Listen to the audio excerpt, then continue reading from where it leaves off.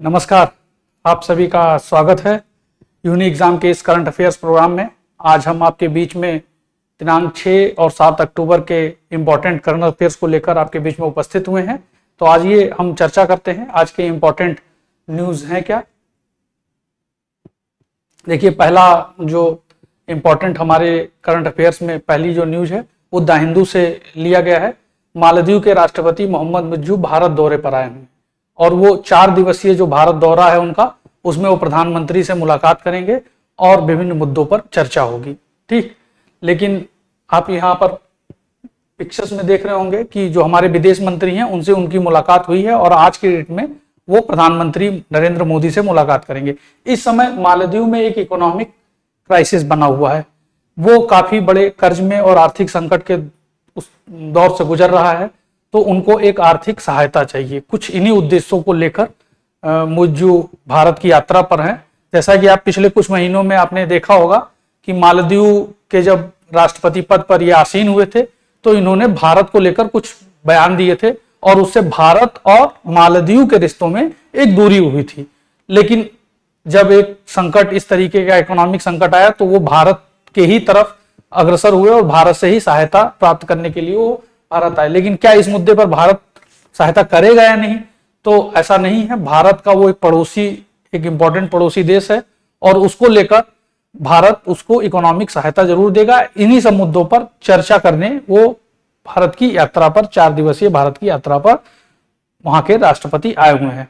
हम थोड़ा सा एक बार देख लेते हैं मालदीव का सिचुएशन, क्योंकि आपके मैपिंग में भी ये सब चीजें आती रहती हैं। तो आप देखते हैं ये भारत का दक्षिण भारतीय इलाका केरल और तमिलनाडु का, और उसके इस केरल से सटे हुए इस क्षेत्र में जो आपका द्वीपीय, ये आपका लक्षद्वीप का क्षेत्र है। ठीक, लक्षद्वीप के साथ साथ लक्षद्वीप से नीचे आप बढ़ेंगे तो ये जो द्वीपीय, छोटे छोटे द्वीपीय समूह है, ये क्या है, ये मालदीव है।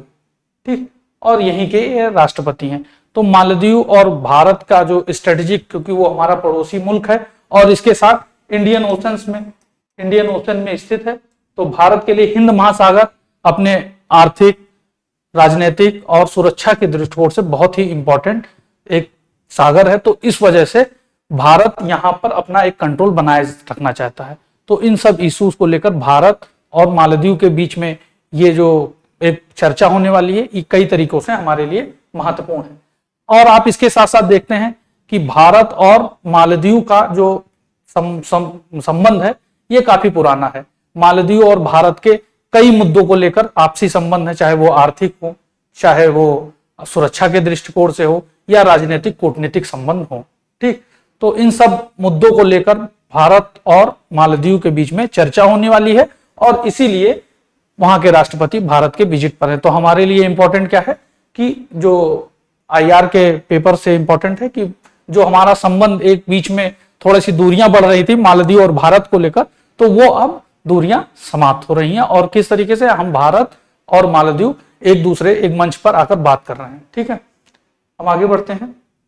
तो मालदीव भारत के लिए रणनीतिक और भौगोलिक दृष्टि से अत्यंत महत्वपूर्ण स्थान है और इसकी क्या विशेषताएं हैं, कुछ इंपॉर्टेंट। भौगोलिक स्थिति, तो आपको हमने दिखाया कि भौगोलिक स्थिति भारत के दक्षिण पश्चिम में स्थित वो द्वीपीय समूह है और भारत से बहुत अधिक दूरी ना होते हुए भारत के लिए सुरक्षात्मक दृष्टिकोण से बहुत ही इंपॉर्टेंट है, क्योंकि वहां से आपके अच्छे संबंध रहेंगे तो चीन का जो प्रसार हो रहा है हिंद महासागर में, वो आप रोक सकते हैं मालदीव, श्रीलंका, इन सब देशों में अपनी कूटनीतिक सफलता अर्जित करते हुए। समुद्री सुरक्षा, क्योंकि भारत का एक बड़ा समुद्री क्षेत्र है, समुद्र से लगा हुआ क्षेत्र है, तो उस सुरक्षात्मक दृष्टिकोण से, क्योंकि आतंकवाद जैसी घटनाएं या जो अवैध व्यापार है, इन सब व्यापार को रोकने के लिए मालदीव से संबंध आपके अच्छे होने चाहिए, तभी आप सामुद्रिक सुरक्षा को बनाए रख सकते हैं। इसके अलावा राजनीतिक और कूटनीतिक संबंध, आप जानते होंगे कि भारत एक लोकतांत्रिक और मालदीव में भी एक लोकतांत्रिक देश है। दोनों लोकतांत्रिक देश का एक लंबा साझा इतिहास रहा है, तो उस इतिहास के नजरिए से भारत और मालदीव के रिश्ते अच्छे होने चाहिए कूटनीतिक स्तर पर। तो उन सब रिश्तों को सुधारने के लिए, और इसके अलावा चीन का जो प्रसार है हिंद महासागर में, तो हिंद महासागर में चीन के प्रसार को काउंटर करने के लिए भारत के साथ मालदीव, श्रीलंका जैसे देश होने चाहिए। एक पटल पर होने चाहिए। तो वो एक प्रयास यहाँ से सफल होगी। इसके अलावा जो हिंद महासागर की नीति है भारत की, वो मालदीव के साथ अच्छे संबंध रखते हुए हमारी सफल होगी। आर्थिक संबंध, क्योंकि बहुत ही संसाधन, सामुद्रिक संसाधन आपका सी उन क्षेत्रों में है, और मालदीव की जो स्थिति है वो अंतरराष्ट्रीय जल मार्गों के बिल्कुल सिचुएशंस पर है, क्योंकि आप देखते हैं कि अंतरराष्ट्रीय जल मार्ग जो है वो यूं गुजरता है, चाहे आपका साउथ ईस्ट एशिया देशों से, और ये आपका वेस्ट और ईस्ट के देशों से किस तरीके से व्यापार वो इन्हीं रास्तों से होता है। तो वो आर्थिक दृष्टिकोण से भी मालदीव से हमारा संबंध इंपॉर्टेंट है। उसके अलावा सांस्कृतिक संबंध, तो मालदीव 12वीं शताब्दी तक बौद्धिस्ट विचारों को मानने वाला एक देश था। तो हमारा तब से लेकर आज तक भारत का एक संबंध है, एक ऐतिहासिक संबंध है। तो इस ऐतिहासिक संबंध को भी हम लोग को बनाए रखना है, तो उस वजह से भी हमारे लिए इंपॉर्टेंट है। और चीन के प्रभाव का मुकाबला, चीन आप जैसा जान रहे होंगे, चीन चाहे वो साउथ चाइना सी हो और उसके अलावा पूरे विश्व में विस्तार कर रहा है, तो हिंद महासागर में भी उसके बहुत बड़े हित जुड़े हुए हैं, और इस कारण वो भारत को कूटनीतिक स्तर पर विफल करना चाहता है। तो उस विफलता के सामने भारत अगर इन सब देशों को, जो हमारे पड़ोसी मुल्क हैं, चाहे मालदीव हो, चाहे पाकिस्तान, श्रीलंका हो, तो इन देशों के साथ अगर हमारे अच्छे संबंध रहेंगे तो हम हिंद महासागर में उनसे लीड की स्थिति में रहेंगे। तो इस वजह से चीन के प्रभाव का मुकाबला तभी किया जा सकता है जब इन 10 देशों के साथ हमारे संबंध, कूटनीतिक संबंध अच्छे होंगे, रणनीति अच्छी बनी होगी। तो ये सब आपके मेंस में कभी पूछा जा सकता है, मेंस एग्जाम में आपका यूपीएससी और यूपीपीसीएस को भारत और मालदीव के संबंध थोड़ी बहुत चर्चा आज हमने यहां पर कर ली। इसके अलावा हम तीसरे न्यूज की तरफ चलते हैं कि हमारा इंपॉर्टेंट थर्ड न्यूज क्या है। तो ये भी द हिंदू से संबंधित हमारा एक खबर है, जिसमें यह दिया हुआ है कि जो वायलार जो पुरस्कार है, वायलार अवार्ड फॉर अशोक चारुविली को मिला हुआ है। तो ये वायलार अवार्ड है क्या, इसके बारे में हम चर्चा करेंगे। तो एक मलयालम लेखक हैं अशोकन चारुवेली, तो अशोकन चारुवेली को पुरस्कार मिला है वायलार राम वर्मा स्मारक साहित्य पुरस्कार 48वां, तो उसकी घोषणा की गई है। तो इस पुरस्कार जो 48वां वायलार राम वर्मा स्मारक साहित्य पुरस्कार मिला है, वो उनके पुस्तक कटूर कडावू को मिला हुआ है। तो ये हमारे लिए एक इंपॉर्टेंट है, क्योंकि कौन है ये मलयालम लेखक अशोक चारुवेली, और इनकी पुस्तक कटरू कडावू 48वां वायलार राम वर्मा स्मारक साहित्य पुरस्कार इनको प्रदान किया गया है। और ये उपन्यास जो इन्होंने लिखा है, ये पुस्तक क्या का नाम है, कटूर कडावू। कटूर कडावू जो पुस्तक है वो किस पर आधारित है, वो आधारित है एक गांव की सामाजिक राजनीतिक स्थिति, जो वहां एक गंभीर बाढ़ की स्थिति के बाद उत्पन्न होता है। तो आपने केरल में सुना होगा लैंडस्लाइड और बाढ़ की घटनाएं अभी हाल ही में हुई हैं। तो इस तरीके से कुछ ऐसे ही स्थितियों पर इनकी पुस्तक आधारित है अशोकन की। तो इस पुस्तक को इस बार का वायलार राम वर्मा स्मारक पुरस्कार प्रदान किया गया है। ये पुरस्कार ये आपके लिए बहुत इंपॉर्टेंट है, मोस्ट इंपॉर्टेंट। और उसके बाद ये थोड़ा सा पुरस्कार के बारे में, वायलार राम वर्मा ट्रस्ट द्वारा स्थापित इस पुरस्कार में 1 लाख रुपए की नगद राशि और कन्हई कुन्ही रामन की डिजाइन की हुई एक मूर्ति प्रदान की जाती है। और इसके अलावा अशोक चारुवेलन की कुछ पुस्तकें हैं, तो उनके बारे में भी यहाँ दिया हुआ है कि कौन कौन सी उनकी पुस्तकें हैं। ओरी रात्रोकोली ओरी पक्कल, ये एक पुस्तक है, और उसके बाद अमेजॉन और परिचिथा गाथगल, तो ये उनकी कुछ पुस्तकें हैं जिसके बारे में दिया हुआ है। लेकिन उनकी इंपॉर्टेंट किस पुस्तक कौन है ये, तो आप लोग इसको ध्यान रखिएगा, ये भी एक इंपॉर्टेंट न्यूज है आपके एग्जाम के दृष्टिकोण से। हम आगे बढ़ते हैं, और हमारी जो अनइंपॉर्टेंट न्यूज है वो है लद्दाख से ब्रह्मांड के रहस्य जानेगा सबसे ऊंचा गामा रे टेलीस्कोप। एक गामा रे टेलीस्कोप जो है वो लद्दाख में स्थापित किया गया है। ठीक, लद्दाख में दुनिया का सबसे ऊंचा गामा रे टेलीस्कोप स्थापित किया गया है। तो उस टेलीस्कोप के माध्यम से जो अंतरिक्ष के जो गूढ़ विषय हैं उनके बारे में जानकारी अर्जित की जाएगी इस टेलीस्कोप के माध्यम से। यह टेलीस्कोप भारतीय परमाणु ऊर्जा विभाग द्वारा विकसित किया गया है, और यह ब्राक के सहयोग से, जो भाभा परमाणु अनुसंधान केंद्र है उसके सहयोग से स्थापित किया जाएगा। यह टेलीस्कोप 4300 मीटर या 14,000 फीट की ऊंचाई पर स्थित है, और यह जो है भारत अभी तक की श्रेणी में सबसे ऊंचा टेलीस्कोप बनाया गया है। तो ये वहां पर एक गांव है लद्दाख में, तो उस गांव में इस टेलीस्कोप की स्थापना की गई है। ठीक है, ये टेलीस्कोप की कुछ विशेषताएं हैं, उस पर हम लोग देख लेते हैं क्या है। तो ये टेलीस्कोप 21 मीटर व्यास वाला और 356 मिरर पैनल और 1424 डायमंड टर्निंग मिरर्स लगाए गए हैं इस टेलीस्कोप में। ठीक, और ये टेलीस्कोप क्या है, गामा किरणों को पता लगाने के लिए एक उन्नत प्रणाली का उपयोग करता है, जो अंतरिक्ष की सबसे शक्तिशाली घटनाओं जैसे कि सुपरनोवा, पल्सर और ब्लैक होल्स जो उत्पन्न हुए हैं उनके बारे में इस टेलीस्कोप के माध्यम से पता लगाया जाएगा। ठीक है, और इसका उद्देश्य क्या है, इसका मुख्य उद्देश्य है गामा किरणों के अध्ययन के साथ साथ अंधेरे पदार्थ जो पार्टिकल्स हैं उनके बारे में पता लगाएगा और ब्रह्मांड के रहस्यमय चीजों का यहां से पता लगाया जाएगा। ठीक, इस टेलीस्कोप के माध्यम से इस गूढ़ विषयों का पता लगाया जाएगा। अच्छा, ये जो आपका स्थापित हुआ है ये जो टेलीस्कोप वो कहाँ है, वो लद्दाख में। लद्दाख में एक गांव है हानले। ठीक, तो ये यहां पर स्थापित किया गया है। तो ये आपके लिए इंपॉर्टेंट है कि किस गांव में, लद्दाख में, हानले में। क्यों? क्योंकि यहाँ का मौसम एक तो आकाशीय लद्दाख में काफी साफ रहता है और यहाँ से आपका जो प्रदूषण की क्षमता है वो भी कम है और इससे अवलोकन अच्छे से होता है। ठीक है, तो गामा किरणों का अध्ययन कर सकता है जो 200 मिलियन प्रकाश वर्ष की दूरी से आ रही हैं, तो उनका अध्ययन जो 200 मिलियन प्रकाश वर्ष की दूरी से हैं उन गामा किरणों का अध्ययन करके ब्रह्मांड के जो गूढ़ रहस्य हैं उनका पता लगाएगा। ये तो इसमें इंपॉर्टेंट क्या है आपके लिए, बस आप इतना ध्यान रखिएगा कि भारत के लद्दाख में दुनिया का सबसे ऊंचा गामा रे टेलीस्कोप स्थापित किया गया है और ये कहां पर, हानले गांव है लद्दाख में, वहां पर। और ये किसके सहयोग से, भारतीय परमाणु ऊर्जा विभाग के सहयोग से। ठीक, ये इसका इंपॉर्टेंट जो महत्वपूर्ण बिंदु है वो आप लोग यहां से ध्यान रखिएगा। ठीक है, और ये कहां पर, 4300 मीटर की ऊंचाई पर लद्दाख। ठीक, तो ये आपका एक अन्य महत्वपूर्ण न्यूज थी जिसके बारे में पूछा जा सकता है आपसे एग्जाम में। हम नेक्स्ट न्यूज पर चलते हैं। तो Mumbai wins Irani cup after a gap of 27 years. ये आपका एक इंपॉर्टेंट खेल से संबंधित न्यूज है कि मुंबई 27 सालों के बाद, एक लंबे अंतराल के बाद ईरानी कप जीतने में सफल हुई है। जो ईरानी कप अभी आपके उत्तर प्रदेश में इसका आयोजन हुआ, लखनऊ के इकाना स्टेडियम में, यूपी में ये ईरानी कप ट्रॉफी का आयोजन हुआ। इसमें किसने जीता, मुंबई ने जीत अर्ज की ईरानी ट्रॉफी में।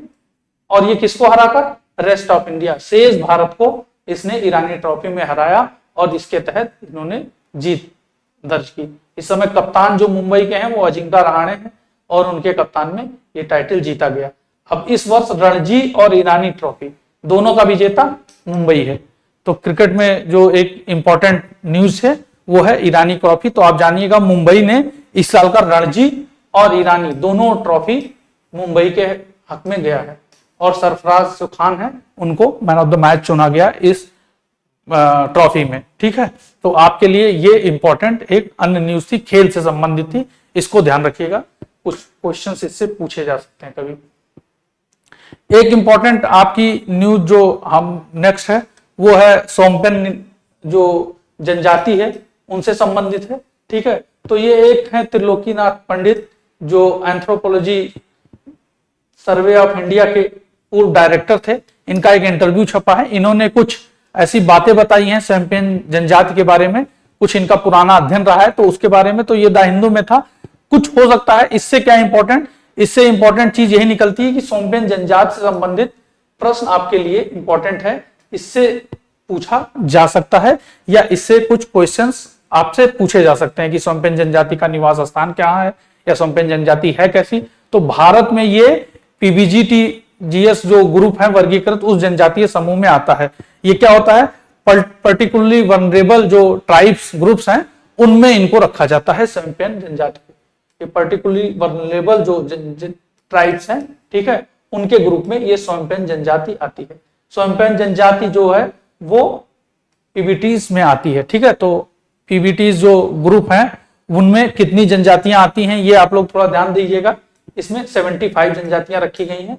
ठीक, और ये वो जनजातियां हैं जो जनजातियों में भी बहुत ज्यादा पिछड़ी हुई, जिनमें शैक्षिक क्षमता, इनकी जनसंख्या बहुत कम होती है, इनकी साक्षरता दर बहुत कम होती है, और ये लगातार जो मेन स्ट्रीम से उससे हटकर जंगलों में निवास करते हैं। और प्रौद्योगिकी मामले में कृषि के पूर्व की अवस्था में जो इसमें शिकार और खाद्य संग्रह किया जाता था, कुछ वैसी स्थिति में जो आज से 3-4 हजार साल पहले जो सभ्यताएं जब विकसित नहीं हुई थी तो मानव जैसा निवास करता था, कुछ उस स्थिति में आज भी जो जनजातियां निवास करती हैं उनको इस ग्रुप में रखा जाता है पीबीटीज में। तो सैम्पोन भी जो जनजाति है वो इसी ग्रुप में है। ये इनका निवास स्थान कहाँ है? ये ग्रेट निकोबार द्वीप समूह, आप लोग जानते होंगे, जैसे अभी हमने चर्चा की थी लक्षद्वीप की, तो लक्षद्वीप जैसे भारत के पश्चिमी क्षेत्र में हिंद महासागर में, वैसे पूर्वी क्षेत्र में आप जब देखेंगे तो ग्रेट निकोबार, अंडमान निकोबार द्वीप समूह आता है, उसमें ग्रेट निकोबार जो द्वीप समूह है उसमें स्वयंपेन जनजातियां पाई जाती हैं। और ये क्या है ग्रेट निकोबार जनजाति? ये उष्णकटिबंधीय वर्षा वनों से ढका हुआ है। जो उष्णकटिबंधीय क्षेत्र में जो वन पाए जाते हैं वो किस तरीके हैं? उष्णकटिबंधीय वर्षावन कहे जाते हैं, तो वो वर्षावन है। लेकिन और 2011 की जो जनगणना की गई थी उनमें बताया गया था कि इनकी जनसंख्या कितनी है? 229। तो आप समझ सकते हैं कि इनकी जनसंख्या कितनी कम है और कितने वनरेबल हैं। तो इस तरीके से ये हमारे लिए इंपॉर्टेंट है।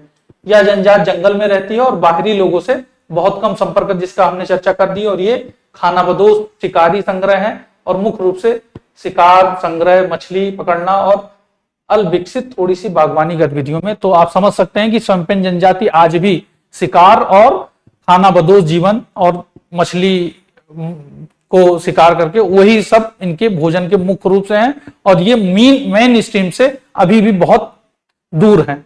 तो इस तरीके से इन ग्रुप को, तो इस न्यूज से ये हमने निकाला कि स्वयंपेन जनजाति से हो सकता है कभी कोई क्वेश्चन पूछ ले। तो आप लोग ध्यान रखिएगा कि भारत में जो पर्टिकुलरली वनरेबल ट्राइब्स ग्रुप्स हैं वो कितने हैं? 75। इसको 75 ग्रुप्स जो हैं, 75 जनजातियां हैं, उनको पीबीटीज में रखा गया है। ये भारत के अलग अलग जगह, जैसे ग्रेट निकोबार में है, छत्तीसगढ़ में है, उड़ीसा में है, मध्य प्रदेश में है, अलग अलग जनजातियां। उसमें से एक स्वयंपेन जनजाति है जो कहां रहती है? ग्रेट निकोबार द्वीप समूह में। तो आप लोग इस न्यूज से ये इंपॉर्टेंट था जो हमने निकाला है, तो आपके लिए इंपॉर्टेंट है, आप लोग नोट डाउन कर लीजिएगा, लिख लीजिएगा। हम नेक्स्ट न्यूज की तरफ चलते हैं। तो जो नेक्स्ट हमारा इंपॉर्टेंट न्यूज है वो है वर्ल्ड ग्रीन इकोनॉमिक समिट हुआ है 2024 का।